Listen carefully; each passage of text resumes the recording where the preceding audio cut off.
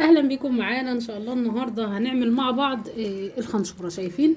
او الليبه زي ما بتسموها، وفي ناس تانية بتسميها ايه يا ربي مش فاكره والله، هي لها كذا اسم بس الاسمين اللي انا عارفاهم هي الليبه والخنشوره. تعالوا نصلي ونسلم على الرسول ونبدا حلقتنا مع بعض. اللهم صل وسلم وبارك عليك يا حبيبي يا رسول الله، صلوا عليه يا جماعه. هنعمل ايه دلوقتي؟ انا بعمل بشاميل على فكره، مصورها لكم حلقه، مش عارفه هذاعها قبل الليبه او الخنشوره ولا بعدها. فانا مشغله الفرن دلوقتي على اعلى درجه حراره، تمام.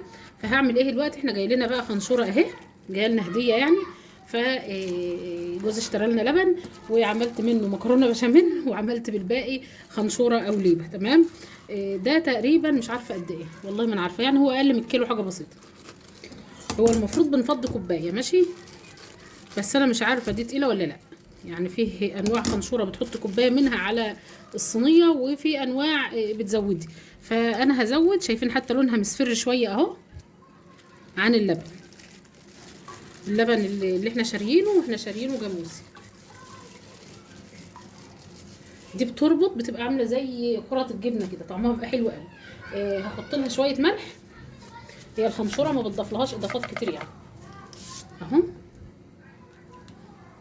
وهحط لها شويه سكر، تمام. الفرن شغال على اعلى درجه حراره، وطبعا هحطه فيه. طبعا دي بتطلع ازاي بقى؟ بتطلع خرط، وشها بتلاقيها احمر عامل زي صينيه البشاميل كده بالظبط. فانا هحطها على ما اجهز البشاميل براحتي، يكون هي خلاص استوت. فرصه يعني بما اني مشغله الفرن، فقلت اعملها معاكم النهارده. الليبه او الخنشوره فايدتها حلوه قوي. لبن المسمار، اسمها لبن المسمار، وليبه وخنشوره، 3 اسماء اللي انا عارفاهم يعني. الليبه دي بتبقى جايه منين؟ المواشي اما بتبقى والده، البقره او الجاموسه بتبقى لسه والده في اول ايام، اول 3 ايام اللبن بعد ما ابنها بيشرب بتبقى منه شويه. فالفلاح او المزارع بياخد اللبن ده وبيعينه عنده في جنب، بيزود بيه اللبن بتاعه العادي ويعملوا خنشوره او ليبه، تمام. بيبقى فيها فوائد جامده جدا يعني، خصوصا اول 3 ايام دول، علشان البيبي يشرب منها يبقى ايه ما شاء الله، وصلوا العناصر الغذائيه كلها. فبالنسبه لنا احنا بقى ايه، ما صدقنا ناخده. وطبعا بنعمل منه بقى إيه الخنشوره الحلوه القمر اللي هنعملها مع بعض دي. بتتخرط خرط، بتبقى حلوه قوي. ثانيه واحده. تبقى الخرط بتاعتها حلوه قوي وطعمها حلو قوي، طعم شويه الملح مع شويه السكر بيبقوا حاجه خرافه، تمام. فانا دلوقتي هحطها في الفرن. انا دوبتها كويس، لا زيت ولا سمنه ولا اي حاجه، هي يا دوبك اللبن ده على اللبن التاني، وبحطها في الفرن على طول. يعني انا دلوقتي هحطها في الفرن وهرجع لكم تاني.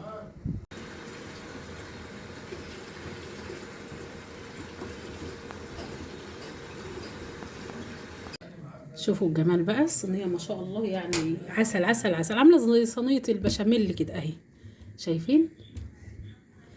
طبعا اللي اسمها ايه الليبه بتاعتنا او الخنشوره بتاعتنا، شايفين قطع عامله زي الجبنه بالظبط اهي. عايزه بس اطلع لكم خرطه صغيره، هي سخنه على فكره يعني، لسه سايحه شويه، ما هياش فكه قوي. هطلع لكم بس حته عشان تشوفوها اهي، المعلقه صغيره. شايفين عامله زي الجبنه؟ عارفين الجبنه اللي هي الجبنه القشطه دي؟ زيها بالظبط اهي اهي، والله طالعه زي الجبنه القشطه. وبينزل منها صوص كده اللي هو زي الشرش كده، بيبقى طعمه حلو قوي، صحيه جدا على فكره لاولادك، يعني مغذيه وفيها جميع عناصر الغذائيه اللي موجوده في اللبن وبزياده كمان، خصوصا اللي هي الخنشوره دي. ومحدش بيبيعها، مفيش الا عند الفلاحين بس، دي ما بتتباعش معلبه ولا حاجه خالص، هي بتبقى موجوده عند الفلاحين. شايفين عامله ازاي؟ زي الجبنه بالظبط. ولها عملت لها وش كده في الفرن، شغلت الشوايه من فوق ادت لها الوش الحلو ده اهو، شايفين؟ هي سخنه قوي بس طعمها لازم بتحط لها شويه سكر صغيرين، واللي بيحبها مالحه بيحط لها شويه ملح، اللي عايزها عادبه ما بيحط لهاش ملح، بس لازم يعني شويه صغيرين خالص يتحطوا فيها كده. ما شاء الله عسل. عايزه اوريكم بس الصينيه من جوه اهي، شايفين الصوص ده اهو.